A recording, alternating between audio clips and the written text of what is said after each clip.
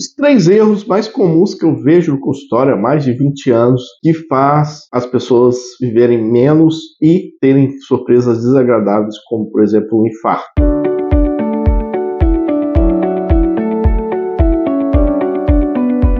Eu sou o Dr. Eduardo Tassi, cardiologista, bem-vindo aqui ao meu canal. Continuo sempre acompanhando por aqui, que sempre tem notícia nova por aqui. A primeira delas é achar que não sinto nada, logo estou muito bem. O coração não é assim. As pessoas demoram para ter sintomas do ponto de vista cardiológico. Então, se você não faz consultas rotineiras, quando eu falo rotineira, uma vez por ano já basta. Se você realmente não usa remédio para nada, se você realmente não sente nada, uma vez por ano já é o suficiente. Pode evitar problemas futuros. Por exemplo, diabetes não dá sintoma. Diabetes, para dar sintoma, o paciente já tem que estar muito mal, já tem que estar com açúcar em níveis muito elevados. Pressão alta não dá sintoma. Essa história de que eu não estou sentindo dor de cabeça, então a minha pressão está normal. Não. Na verdade, poucos pacientes que têm pressão arterial elevada têm algum tipo de sintoma. Então, você precisa sempre estar avaliando pressão arterial, açúcar. Outro também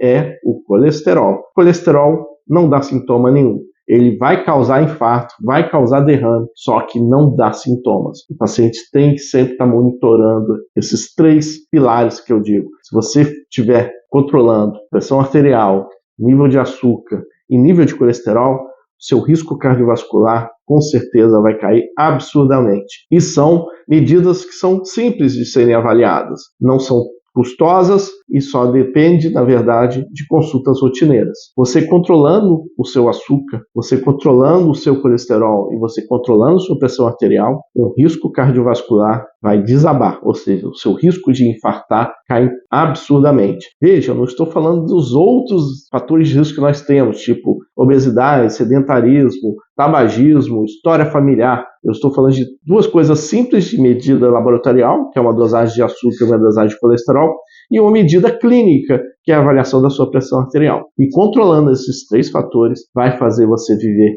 mais e melhor. A pressão arterial, o ideal é a gente controlá-la com níveis pressóricos abaixo de 12/8. A gente aceita, em alguns casos, podemos aceitar a pressão arterial até 14/9 em grupos de muito baixo risco. Mas, idealmente, nós queremos sempre que a pressão esteja abaixo de 12/8. E há estudos que já mostram realmente que pressão arterial, quanto mais baixa, o paciente vive mais. Então, o ideal seria botar todo mundo com pressão de 90/60. Mas, obviamente, muita gente vai ficar com tontura postural, sonolência excessiva. Então, a gente acaba botando os níveis de pressão arterial normal entre 10/6 até 13/9, idealmente abaixo de 12/8. Isso a gente consegue. Eu tenho até vídeos aqui no canal que falam sobre controlar a pressão arterial sem uso de medicamento. Depois dá uma olhada lá. Isso, como eu disse, conseguimos sem uso de medicamentos, com algumas medidas, quando a pressão arterial é discretamente elevada, mas em pacientes que têm pressão arterial muito elevada,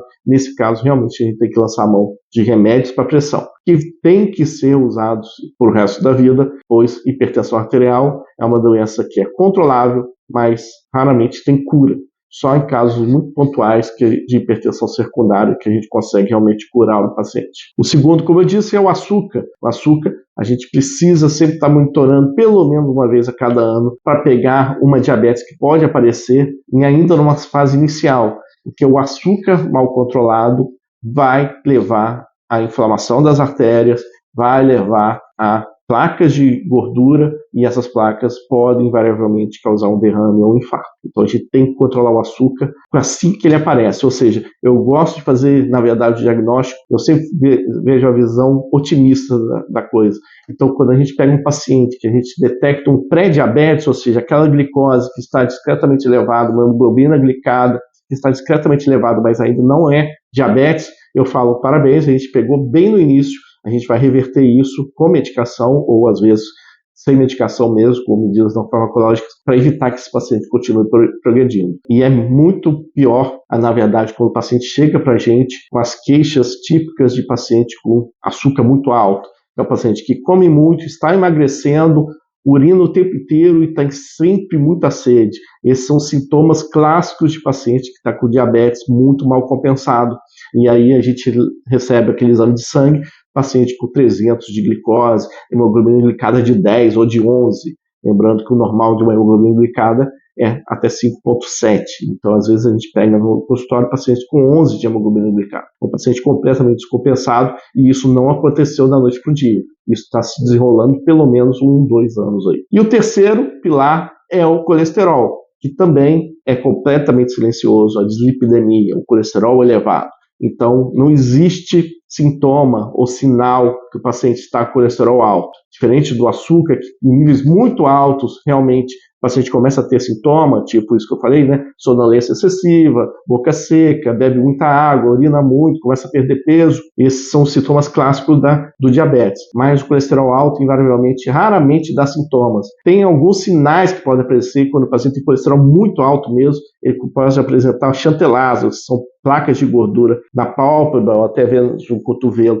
mas isso são raros, 5, 10% só dos pacientes vão apresentar isso. Então, sempre tem que estar vendo colesterol, principalmente se tiver história familiar de colesterol elevado na família, pois o colesterol tem um grande peso como doença genética, ou seja, você herda de pai para filho nível de colesterol muito elevado. Então, sempre tem que estar avaliando o colesterol e lembrar, colesterol, quanto mais baixo o LDL, né, colesterol ruim, quanto mais baixo o LDL e colesterol ruim, melhor. O paciente também vive mais. Então, a gente tem que sempre colocar o LDL no alvo. O alvo do LDL vai depender de outros fatores de risco que o paciente possa apresentar ou não.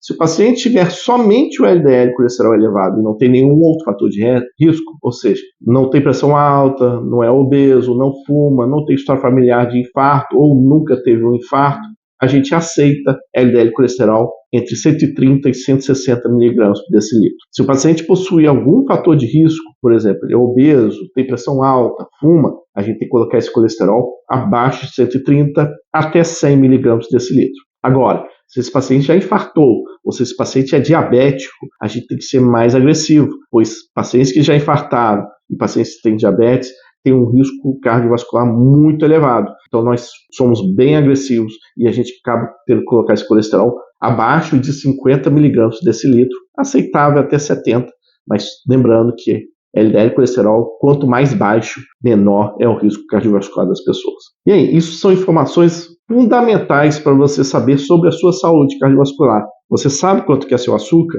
Você sabe quanto que é o seu LDL colesterol?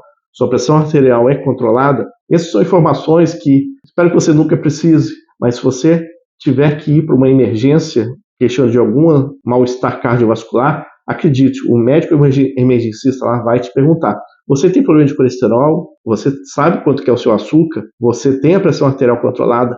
São informações que vão te fazer também a diferença na hora da sua avaliação numa triagem cardiovascular, numa emergência cardiovascular. Sabia dessas informações? Você sabe quanto que é o seu valor de LDL colesterol? Está controlado? Você tem diabetes ou uma pré-diabetes? Sua pressão arterial está controlada? Comenta aqui embaixo que eu respondo para vocês também. E compartilhe esse vídeo com mais pessoas e não esquece de dar um like se você gostou desse conteúdo.